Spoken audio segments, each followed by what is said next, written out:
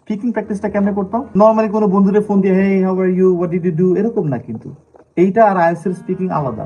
IELTS এর speaking কি, একটা কোশ্চেন করবে উত্তর দিক দিয়ে, সাথে সাথে একটা কোশ্চেন করবে দক্ষিণ দিক থেকে। দুই ধর্মে, দুই দিনে, দুই দিকে। So you have to shift your brain ডানে বামে, ডানে বামে। স্ট্রেস ডেভেলপ তো এই জন্যই করতে হয়। সো স্পিকিং এর জন্য কিন্তু আলাদা কিছু পরামর্শ আছে। অলওয়েজ আইডিয়া জেনারেট করতে হবে। যা দেখো, make 5 sentences. Whatever you see just right before you, a car, a traffic jam, something is happening, the weather, the beautiful houses, the beautiful neighborhood, people, whatever. Make 5 sentences. Try to go for 20 attempts, 20 times. 20টা করলেই হবে।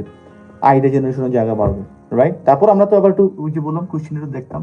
আর speaking এর জন্য ultimately you need to have a partner. You need to have a partner. Though I didn't have partner, but that time I use to be a member of British council library.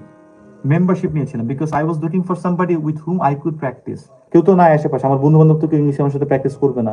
Family they are supportive. আমার আম্মা খুব support করতো আমাকে, আম্মা পাশে পাশে শুনতো, ধরতো আমাকে, রাইট? তো আম্মা খুব সাপোর্টিভ ছিল আলহামদুলিল্লাহ। But that was not enough at all, right? So I was looking for that is Y আমরা এখানে কি করি, আমি এখানে আলটিমেটলি চেষ্টা করি আমাদের এখানে স্টুডেন্ট যারা ভর্তি তাদের মধ্যে পার্টনার করে দেওয়ার জন্য।